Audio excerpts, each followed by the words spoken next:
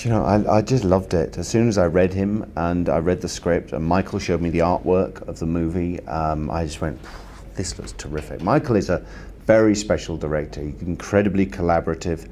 His films are always really extreme to shoot. And he was given a much bigger budget to work with on this. And the character sort of struck me like a sort of Clint Eastwoody kind of character. And we, as English actors, we don't get to do that very often. And it was a character who had this incredible arc to him. You know, he starts off the movie as this brutal, selfish, avaricious, egotistical, vain pirate, and loads of things happen to him on his journey over the next 90 minutes, and he ends up as somebody who is very sure about what he wants to be and what he wants to do, and that is to fight evil, he says, and send it burning back to hell. So, you know, it's great fun to do these kind of movies. No, I think it was pretty easy, actually. You know, Michael had put a little backstory in about the character, and essentially, if he'd carried on doing that, he would have gone to hell. So then he has to try and spend the rest of the movie redeeming his own soul.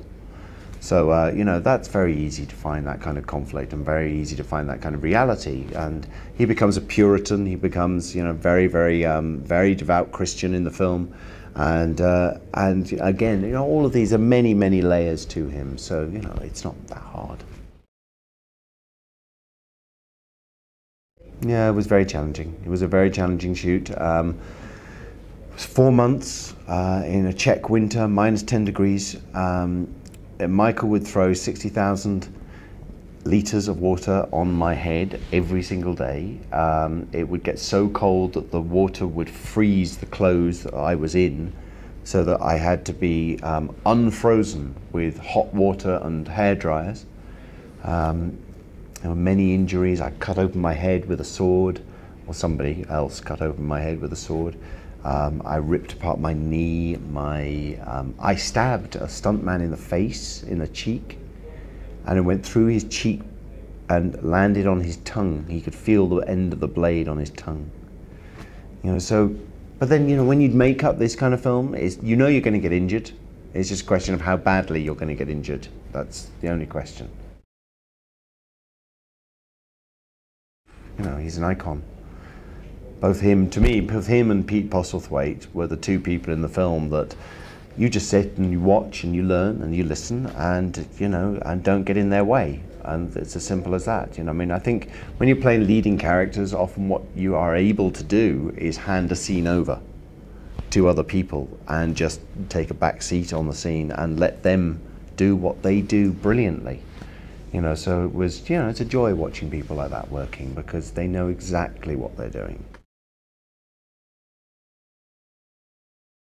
No, I think what he means is I am Solomon Kane between action and cut, and as soon as cut happens, then I'm me. You know, I'm not a big method actor. My method, if I have one, is I get into the costume and I get into the makeup and I get the hair done and get the look right. And, you know, if you've got a good enough art director and director, then all you have to do is turn up on the set and open your mouth and say the lines. It's not rocket science. I like the scenes where I don't do much fighting. I like the scenes with the family. So my favorite scenes are the family scenes. You know, the most challenging scenes are, certainly the most challenging scene for me was the fighting with the man who was on fire at the end of the movie. That's a very challenging thing to do because it's an alarming thing to happen to you when you have a man who is doing a full body burn, and none of that is CG, it's all real. And the shot went on for maybe 1.5 minutes, which is very long. For those of you who don't know, it's you know, if you're doing a full body burn, 45 seconds, a minute is long, but 1.5 minutes, 2 minutes is what it kind of was. And he's doing a sword fight at the same time, a big sword fight, and he can only see out of one eye, so his peripheral vision is terrible. And he had a pipe that went up his sleeve, so into his mouth so he could breathe, and the flames went up the pipe and inside his mouth, so he burnt the inside of his mouth on take 3. And he was so tough, this guy. He just went, give me some water. He took some water. Okay, now one more. Unbelievable. You're going to get a very textured, incredibly interesting, rollicking, good adventure with ghouls and demons and witches and monsters.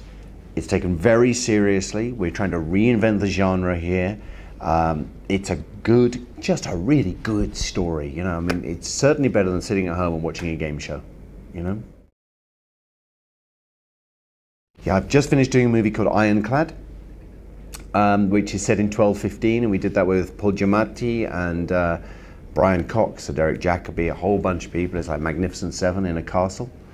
And then I do a little movie between over Christmas and New Year in South Africa with Natasha McElhone, a romantic love story.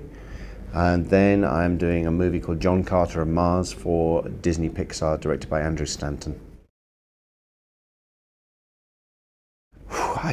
I'm loving Michael Haneke at the moment. I've been watching a lot of his movies recently, and he's pretty extraordinary. I'd like to work with him.